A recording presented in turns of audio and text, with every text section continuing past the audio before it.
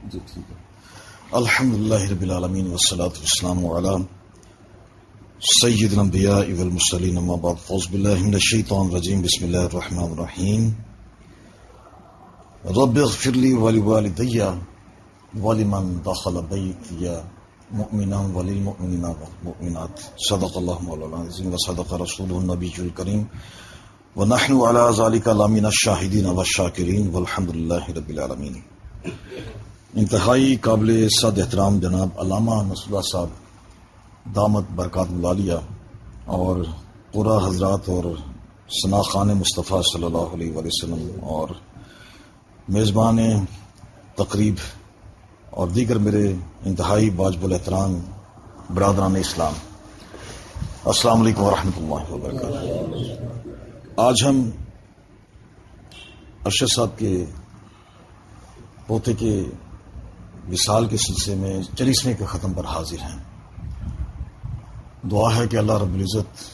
اس بچے کے درجات بلند فرمائے اور اس کو قیامت کے روز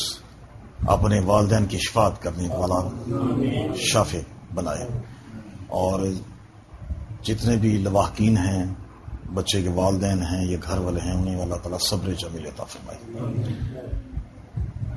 یہ ایصال ثواب کا یہ ایک ایسا عمل ہے کہ اس میں آپ دیکھیں گے کہ حضرت نوح علیہ السلام نے سورۃ جن میں 28 نمبر آیت میں جو میں نے تلاوت کرنے کا شرف حاصل کیا ہے، اس میں وہ ایک دعا مانگتے ہیں کہ باری تعالیٰ مجھے بخش دے، نمبر 2 میرے والدین کو بخش دے، نمبر 3 ان سب لوگوں کو بخش دے جو ایمان لے کر میرے گھر میں داخل ہوئے. پھر ایمان والوں کی بات کر کے پھر انہوں نے آگے پھر بات کی وللمؤمنین والمؤمنات، اور تمام مومنین کو بخش دے اور تمام مومن عورتوں کو بھی بخش دے. اس سے ایک تو یہ قاعدہ مل گیا کہ سب سے پہلے آدمی جب بھی بخشش مانگے تو اپنی بخشش مانگے، کیونکہ جب وہ اپنی بخشش اللہ تعالیٰ کے حضور مانگتا ہے تو جب وہ پاک صاف ہو جاتا ہے تو پھر اس کے بعد سب سے پہلا جو فرض اس کا بنتا ہے وہ جو قریب سب سے اس کے مشفق والدین ہوتے ہیں ان کے لیے دعا کرے، ان کے لیے بخشش مانگے. پھر اس کے بعد اپنے قریبی جو مسلمان بھائی اس کے دور کے ہوتے ہیں، جو ارد گرد ہوتے ہیں، اس کے ساتھ ہم سفر ہوتے ہیں، ان کے لیے دعا مانگے. اور پھر یہاں تک بھی دعا بس نہ کرے بلکہ دعا کو کل مومنین کے لیے مانگے اور کل جتنی بھی مومن عورتیں ہیں یا مرد ہیں سب کے لیے مانگے. اب اس میں ایک تو یہ بات ملتی ہے کہ جس طرح آج ہم دعا کے لیے بیٹھے ہوئے ہیں تو یہ میں نے جو آپ کو سنت بتائی ہے یہ حضرت نوح علیہ السلام کی سنت بتائی ہے. تو اس سے ثابت ہوتا ہے کہ حضرت نوح علیہ السلام تو آج سے 2 3 4 ہزار پہلے گزرے ہیں، یا اس سے بھی ہو سکتا ہے کم و بیش زیادہ عرصہ گزرا ہو، لیکن یہ سنت انبیاء کی بھی سنت اور بڑی پرانی سنت ہے جو سنت آپ ادا کر رہے ہیں. ایک بات تو یہ ہے. دوسری بات یہ ہے کہ حضرت ابراہیم علیہ السلام حضرت نوح علیہ السلام کے بعد جب مبعوث ہوئے تو قرآن مجید میں ان کی بھی دعا بڑی مشہور و معروف ہے، اور آپ لوگ نماز میں پڑھتے ہیں کہ ربنا اغفر لی ولوالدی وللمؤمنین یوم یقوم الحساب. اس میں بھی حضرت ابراہیم علیہ السلام نے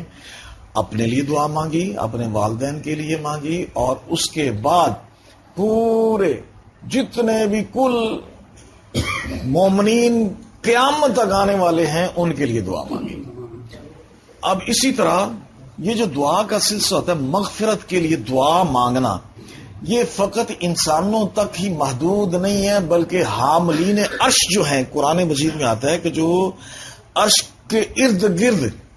جنہوں نے عرش کو تھاما ہوا ہے فرشتوں کی جماعت، اور جو اس کے ارد گرد طواف کر رہے ہیں، وہ سب فرشتے جو ہیں وہ روئے زمین پر جتنے بھی انسان مومنین ہیں ان کے لیے دعا مانگتے ہیں. قرآن کے لفظ ہے کہ وَيَسْتَغْفِرُونَ، کہ وہ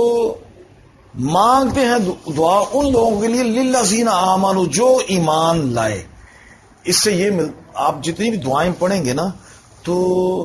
سورہ حشر میں بھی ایک 10 نمبر آیت ہے، ربنا اغفر لنا ولاخواننا الذین سبقونا بالایمان.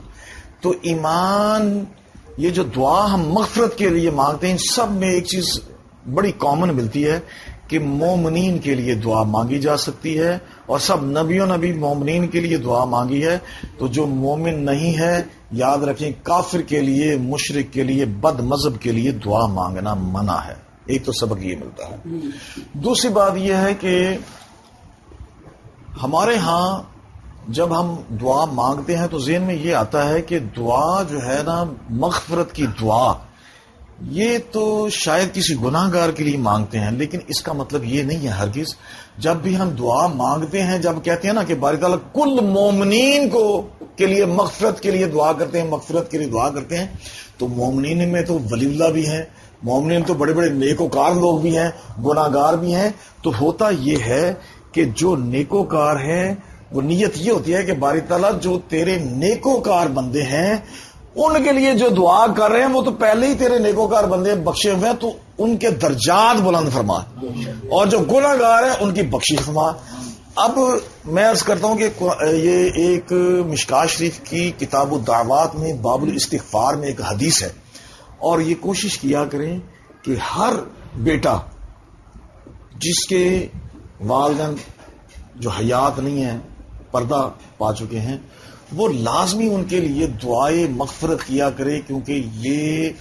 والدین کے حقوق میں سے ہے کہ بعد از وفات جو ان کے حقوق ہیں، نبی اکرم صلی اللہ علیہ وسلم خود متعین فرمائے ہیں. کسی صحابی نے پوچھا کہ یا رسول اللہ صلی اللہ علیہ وسلم، میرے والدین یا میرے والد وصال فرما چکے ہیں، تو کیا ان کے لیے میں اب بھی کوئی حسن سلوک اچھا کام کر سکتا ہوں؟ تو آپ نے فرمایا 5 حقوق ہیں. پہلا یہ ہے کہ والد جب وصال فرمائے تو اس کا جنازہ پڑھے، اور کوشش تو یہ ہونی چاہیے کہ باپ کا جنازہ بیٹا خود کھڑا ہو کے پڑھے، سب سے افضل ترین یہ ہے. لیکن ہماری بدقسمتی یہ ہے کہ ہمیں نہ قرآن پاک صحیح پڑھنا آتا ہے، نہ اللہ ماشاء اللہ، میں خاص لوگوں کی بات نہیں کر رہا لیکن عوام کی بات کر رہا ہوں کہ ہم لوگ بہت دور ہیں، قرآن مجید ہمیں صحیح طریقے سے پڑھنا نہیں آتا، اور اکثر لوگوں کو تو دعا جو ہے نا نماز جنازہ کی وہ آتی نہیں ہے، نماز جنازہ کا طریقہ نہیں آتا. جب بھی امام جب نماز جنازہ کروانے لگتے ہیں تو وہ بار بار رپیٹ کرواتے ہیں، جی یہ نیت ہے، یہ درود پڑھنا ہے، یہ دعائیں، بلکہ یہ ہمارے لوگوں کے لیے جنازگاہ میں لکھ کے لگائی ہوئی ہے کہ جو بھولی ہوئی ہے نا، یہاں سے دیکھے نا، تھوڑا بہت دیکھ کے پڑھ لیں، یاد کر لیں. یہ ہماری بدقسمتی ہے، جبکہ نبی اکرم صلی اللہ علیہ وسلم فرمایا کہ وہ بیٹا، اس کا یہ فرض ہے کہ وہ پہلا فرض ہے کہ وہ باپ کا جنازہ خود پڑھائے، جتنا مرضی بڑا عالم ہو، پیر کیوں نہ ہو، مسلح پر کھڑا ہو، جس درد جگر سے، درد سے والد کی بخش کے لیے بیٹا دعا کرے گا، وہ درد کوئی امام نہیں لا سکتا. یہ قدرتی امر ہے.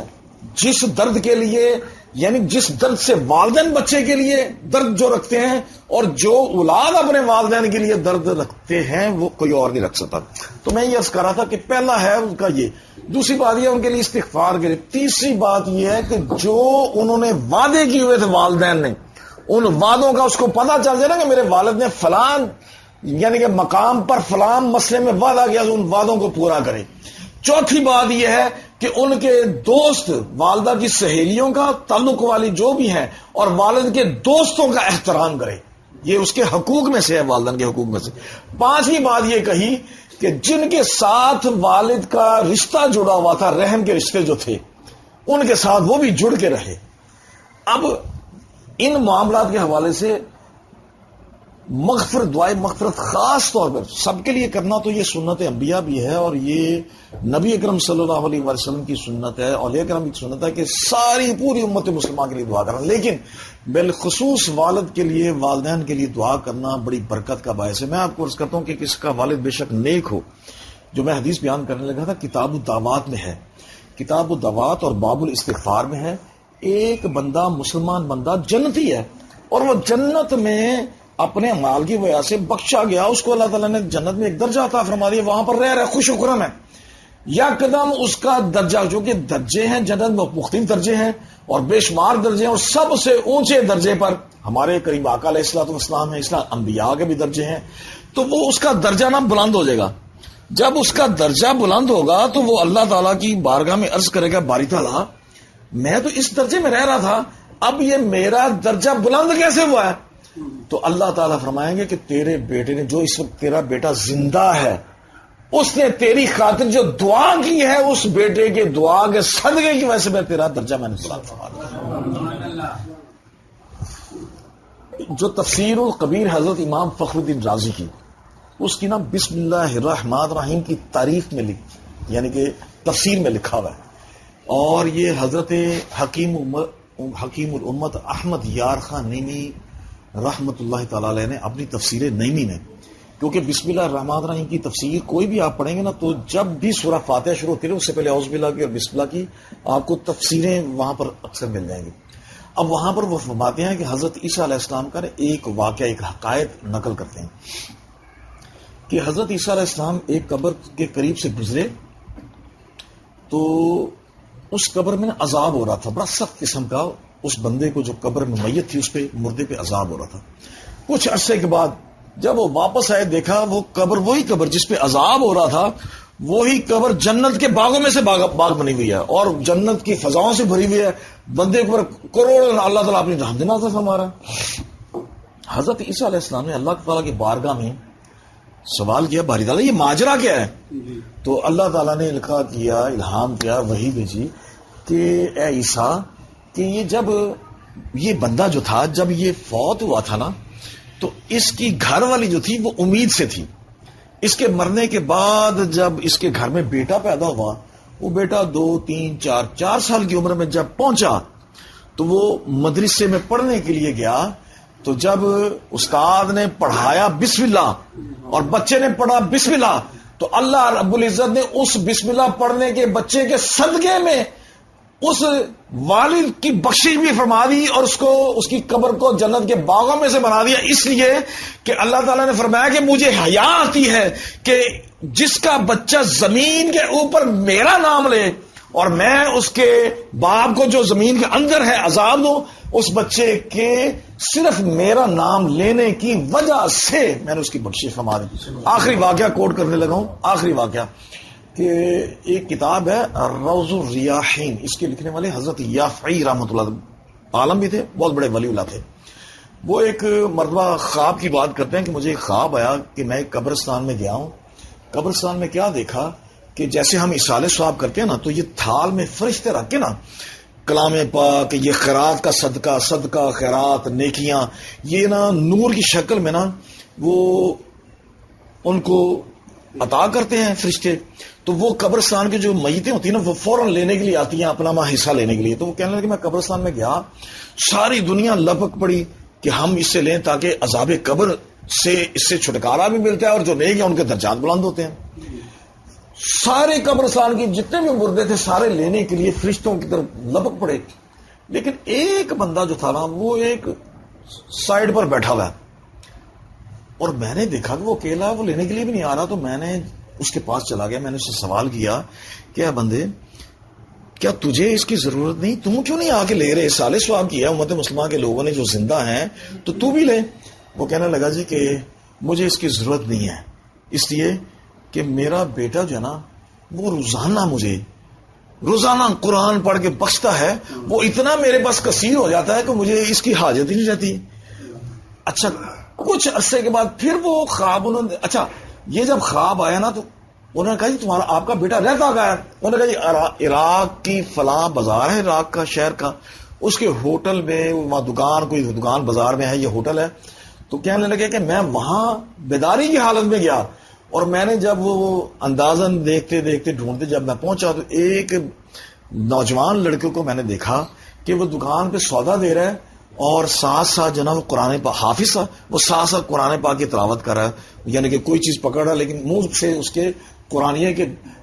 دل جو ہے نا دل کارول ہے، یعنی کہ ہاتھ کارول تے دل یارول، زبان پہ تلاوت قرآن بھی ویسے وہ دنیا کا کام کر رہا ہے۔ اب وہ ان سے انہوں نے سوال کیا کہ تم ڈیلی پڑھتے ہو؟ وہ کہتے ہیں جتنا پڑھ سکتا ہوں میں کوئی لمحہ ضائع نہیں کرتا، میں صبح سے لے کے رات تک سونے تک میں قرآن ہی پڑھتا رہتا ہوں، اور اس میں میں نے یہ نیت کی ہوئی ہے کہ جب بھی میں قرآن پڑھوں تو باری تعالیٰ یہ قرآن جو ہے نا یہ میرے والد کو سنا۔ اچھا کچھ عرصے کے بعد جب وہ گئے نا تو کیا دیکھا کہ ساری دنیا وہ اس سارے ثواب کا وہ نورانی تحفے لینے کے لیے آئی ہوئی ہے، تو وہ بندہ بھی آیا ہوا ہے. تو انہوں نے پوچھا کہ بندے کیا بات ہے، تو بھی آج اس میں دیکھ رہا ہوں کہ شامل ہے. تو اس نے کہا جی میرا بیٹا فوت ہو گیا، جو پڑھنے والا تھا نا میرا بیٹا اس دنیا سے رخصت ہو گیا. تو میں بات کو ختم کرنے لگا ہوں. گزارش یہ ہے کہ اور یہ کوشش کرنی چاہیے کہ کم از کم چلیں، زیادہ نہیں تو مذہبی ذہن جو ہے نا، ذہن بچوں کا بنا دینا چاہیے، تربیت کرنی چاہیے. کیونکہ والدین کی سب سے بہترین تحفہ جو ہے نا، والد کا سب سے بہترین تربیت ہے. اور اہل بیت کی محبت سکھا دینا، نبی اکرم صلی اللہ علیہ وآلہ وسلم کا ادب، تعظیم، محبت سکھا دینا بچے کو، یہ 3 ہیں. اور تیسری بات یہ ہے کہ قرآن کی تعلیم، قرآن سکھا دینا، یہ باپ کا بہترین یعنی کہ اولین فرض بھی ہے اور اولاد کے لیے سب سے بہترین تحفہ بھی ہے. کوشش کریں کہ اپنی اولادوں کو نا قرآن کی طرف لے کے آئیں. اللہ تعالیٰ ہمیں علم کے ساتھ عمل کرنے کی توفیق عطا فرمائے، اور جس مقصد کے لیے بیٹھے ہیں اللہ تعالیٰ ہمارے اس مقصد میں برکتیں عطا فرمائے اور ہماری دعاؤں کو درجہ قبولیت عطا فرمائے. وآخر دعوانا ان الحمدللہ رب العالمین.